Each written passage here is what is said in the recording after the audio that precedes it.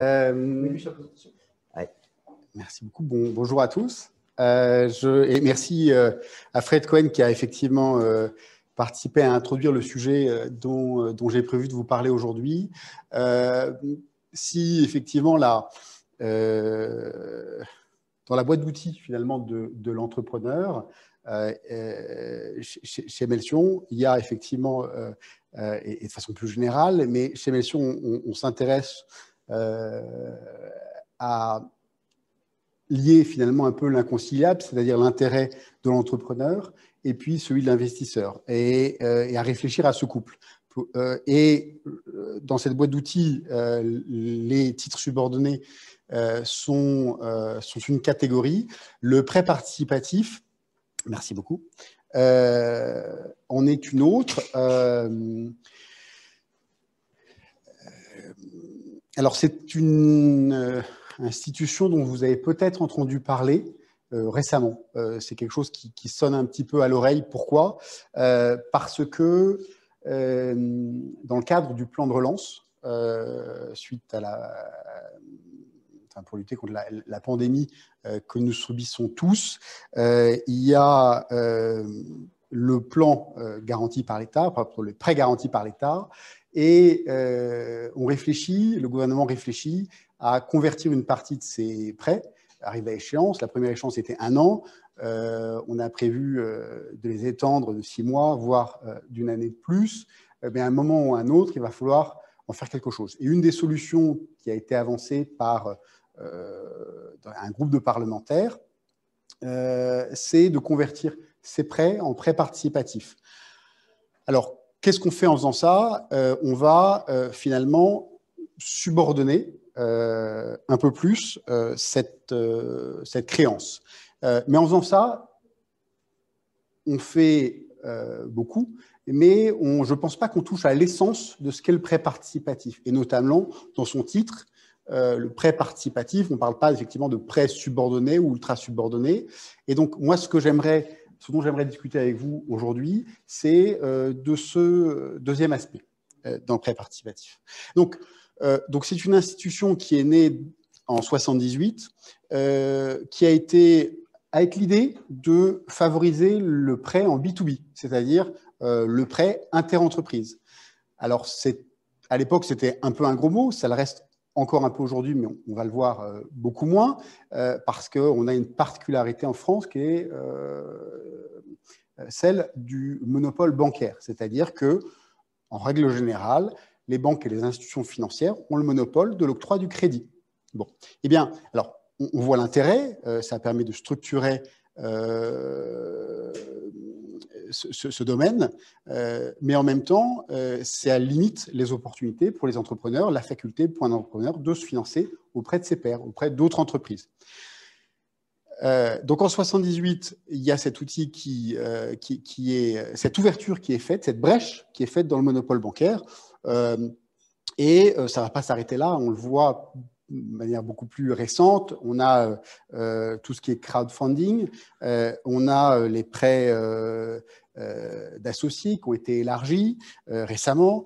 Voilà, donc le mouvement aujourd'hui, il est vers cette ouverture, mais enfin, le monopole bancaire tient encore. En 78, c'est principalement Oseo qui s'est emparé de ce prêt participatif qu'il a distribué, et son successeur, la BPI. Mais encore une fois, dans ces cas-là, l'idée, c'était juste d'utiliser un outil ultra subordonné, mais pas d'utiliser l'essence qui est, on va le voir, la faculté, dans le cadre du prêt participatif, de prévoir une rémunération sur la base des résultats financiers de la société. Donc, et à mon sens, ça, c'est l'essence du prêt participatif. Pourquoi ? Parce que c'est son trait de caractère principal. Pour l'emprunteur, ça lui permet d'accéder à un financement long terme sans ouvrir son capital. Ça, on l'a vu, donc mon confrère Fred Cohen vous en a fait part. Et du point de vue du prêteur, ça lui permet effectivement d'offrir de bénéficier d'une rémunération qui va être calée sur la performance de l'entreprise. Donc, voilà le plan que je vous propose de suivre pour cette présentation. On va aborder d'abord les principales caractéristiques du prêt participatif. On va regarder ensuite donc l'intérêt de cet instrument et puis quelques pièges à éviter. Donc, les principales caractéristiques. On a deux parties. Donc, le prêt participatif, si je fais la comparaison, si je pousse la comparaison qui a été initiée tout à l'heure, ce n'est pas un titre. Ça veut dire quoi? Ça veut dire que c'est un contrat avant tout. Et un contrat, il y a plusieurs parties. En l'occurrence, il y en a deux, un emprunteur et un prêteur. L'emprunteur, donc c'est l'entreprise. Donc on parle d'entreprise parce qu'il peut s'agir d'une personne physique. Ce n'est pas nécessairement une société qui bénéficie du prêt participatif, même si pour la suite de la démonstration entre nous, je partirai du principe que c'est une société commerciale, mais enfin, sachez que ça peut être, le bénéficiaire peut être plus large. S'agissant du prêteur, ça sera, pour le cas qui nous intéresse, une société commerciale. C'est pour ça que je parlais de B2B. Mais il y a aussi, et ça vous l'avez peut-être vu, des organismes publics ou parapublics qui distribuent ce type de prêt. Je pense à certaines associations, je pense qui viennent en secours aux entrepreneurs, je pense dans le domaine du cinéma, enfin voilà. Mais là encore, ils font un peu comme la BPI, c'est-à-dire qu'ils vont faire un prêt participatif qui finalement n'utilise pas le plein potentiel de cet instrument. Donc on a vu les parties, ensuite il y a différents éléments dans ce prêt. Donc on a un montant qui va être déterminé, un terme qui va être fixé, qui est généralement de l'ordre de 7 ans, voire plus, un taux d'intérêt convenu. Et alors dans ce taux d'intérêt, la particularité du prêt participatif, c'est qu'on a, en plus du taux d'intérêt, on va le voir, une clause de participation. C'est ce sur quoi on va se concentrer dans les minutes qui viennent, et puis une clause relative au rang du prêteur, donc une clause de subordination. Donc d'un point de vue légal, qu'est-ce que c'est le prêt participatif? C'est défini au titre dans le cadre du Code monétaire et financier, et c'est qualifié de quasi-fonds propres par le législateur d'un point de vue financier. Alors, je dirais c'est un label qui est collé sur ce prêt, et qui tient compte de son caractère subordonné. C'est-à-dire qu'effectivement, quand on est titulaire de cette créance, on va être payé en dernier ressort. Voilà.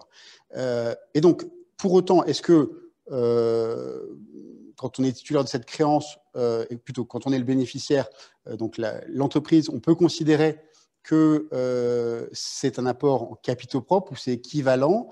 Je vous laisse y réfléchir. Ce qui est sûr, c'est que d'un point de vue strictement juridique, ce n'est pas rangé dans la catégorie des capitaux propres. Donc, je n'irais pas dire que c'est un effet placebo, mais en tout cas, au niveau de l'analyse bilancielle, il va falloir essayer de convaincre effectivement votre banquier, si derrière vous devez lever des fonds, pour leur expliquer que cet investissement doit être considéré en quasi-fonds propres. Une façon de renforcer ce caractère, ça peut être de prévoir une conversion automatique, quasi automatique en capital, à terme, en cas de défaut de paiement. Voilà le genre de choses qu'on peut réfléchir, auxquelles on peut réfléchir et qui peuvent donner un peu plus de corps encore à cette qualification. Donc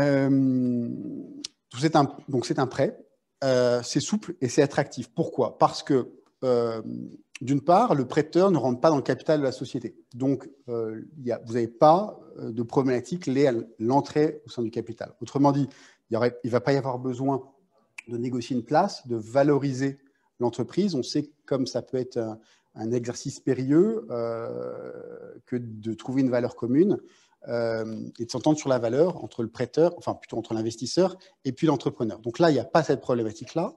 On a... il n'y a pas de, pardon, c'est pas une valeur mobilière, donc ça veut dire que on va pas se retrouver du jour au lendemain avec un titre qui va changer de main. un titre qui va être cédé sur une place ou par un trait de plume d'un porteur à un autre porteur. Donc, quelque part, on sait à qui on a affaire. C'est un contrat qui est dominé par ce qu'on appelle l'institut personnel, c'est-à-dire une relation personnelle forte. Dans la même veine, pour ceux d'entre vous qui ont ouvert leur capital, ça veut dire qu'on n'a pas à mettre en place toute la documentation relative à la mise en place d'un pacte d'actionnaires. Pas de garantie ni de sûreté à mettre en place. Effectivement, l'idée, c'est que pour que on reste dans l'esprit du prêt participatif, on est payé en dernier ressort. Ça veut dire qu'effectivement, il y a un risque qui est supporté par le prêteur qui est important. On va voir qu'il est compensé par une rémunération qui peut être aussi très attractive. Donc l'idée, on joue le jeu, on ne demande pas à l'entrepreneur effectivement d'aller déposer une garantie ou un cautionnement pour contre-garantir cette créance. L'ensemble des intérêts fixes comme variables sont déductibles fiscalement. On peut dresser là un parallèle avec les prêts d'associés, dont la déductibilité des intérêts est limitée. Donc financièrement avantageux pour le prêteur, donc là on y vient, c'est à mon sens l'un des intérêts principaux de cet outil, c'est que le prêteur se voit rémunéré avec un intérêt fixe plus une clause de participation. L'intérêt fixe, ça c'est quelque chose qui est accessible à chacun d'entre nous. Ça va prendre la forme généralement, dans tous les cas de figure sur lesquels j'ai travaillé, d'un intérêt fixe relativement faible. Et tout l'intérêt, l'upswing va se retrouver dans la clause de participation. Là, l'idée, c'est d'aller prendre un pourcentage, mais je dis un pourcentage, oui, sur le bénéfice réalisé par la société.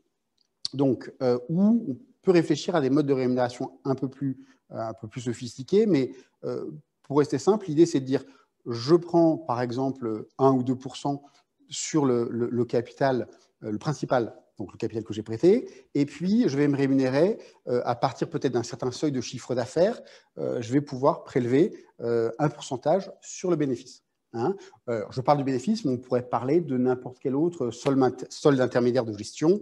Je dirais qu'à ce niveau-là, il n'y a pas de limite à l'imagination. Alors, il y a quelques points quand même de vigilance qu'il faut garder en tête. Quels sont-ils? D'une part, je vous ai dit, on va se placer du point de vue de la société emprunteuse, donc l'entreprise. L'entreprise qui emprunte, elle va rémunérer potentiellement si les critères sont réunis, si il va y avoir une rémunération minimum, et puis si certains seuils de performance sont franchis, il va y avoir une rémunération additionnelle via la clause de participation. Donc, vous comprenez là qu'il peut y avoir une mise en concurrence entre les associés de la société emprunteuse et puis un tiers, le créancier. Pourquoi? Parce qu'ils vont se rémunérer sur finalement cette marge bénéficiaire. Alors, pour éviter effectivement qu'il y ait un abus, le mieux, c'est effectivement d'associer chacun à cette prise de décision et de prévoir une assemblée générale qui va prévoir effectivement, qui peut être simple dans la plupart des cas, enfin plutôt une assemblée générale ordinaire, donc qui dans la plupart des cas peut se faire à la majorité simple, donc prise à la majorité simple pour prévoir cette rémunération. Deuxième point, on est toujours du côté de, alors on est passé pardon de l'autre côté, on est du côté de la société prêteuse. On va, c'est plus simple, je dirais, on va juste s'assurer que son objet social permet d'octroyer un prêt. C'est vrai que quand on constitue une société, c'est pas le réflexe premier qui vient à l'idée que de prévoir dans l'objet social la possibilité de mettre à disposition d'une autre entreprise des fonds. Donc il faut s'assurer que c'est bien le cas. Ensuite, un point d'attention pour la société prêteuse, la nécessité de satisfaire à l'exigence d'un taux effectif global. Donc, vous savez, cette notion qui est inscrite dans le droit de la consommation, les entreprises, notamment, on a essayé de l'écarter de l'application, du champ d'application des prêts participatifs et des autres prêts entre entreprises. Ça n'a pas marché. Bon, ça a une vertu. Ça a une vertu, c'est de donner une indication de la rémunération de l'argent prêté. Alors, dans notre cas de figure, vous aurez compris, intérêt fixe, donc partie fixe, partie variable. Donc, la partie variable, ça va être un petit peu plus difficile à intégrer dans le modèle. Donc, il va sans doute falloir faire différents scénarios pour donner une bonne image d'un ou de plusieurs taux effectifs globaux sur cette opération. Dernier point, la question du respect des rôles respectifs de l'emprunteur et du prêteur. Là, l'idée, c'est quoi? C'est juste que chacun reste à sa place. C'est-à-dire qu'à partir du moment où on endosse l'habit d'un créancier social, il ne faut pas qu'on aille taper à la porte, s'installer dans le locaux de l'entrepreneur et être derrière son dos en permanence, lui demander des comptes. Ça, à la limite, pourquoi pas, et ça me semble normal, mais en tout cas, ne pas s'immiscer dans la gestion. Sinon, le risque, c'est quoi? Mais c'est que ce prêt soit disqualifié et que ça redevienne une sorte enfin, plutôt que ce prêteur devienne un associé, de fait. Donc avec toute une série de risques, à la fois risque duquel les deux parties voudront se prémunir, hein, puisque la société qui met en place un tel outil n'a pas intérêt à voir rentrer au capital son créancier, et de la même manière, le créancier, bien souvent, n'a pas envie d'endosser le rôle de l'associé et de voir sa créance disparaître. Écoutez, voilà, c'était somme toute la présentation que je voulais vous faire de cet instrument. Si vous avez des questions.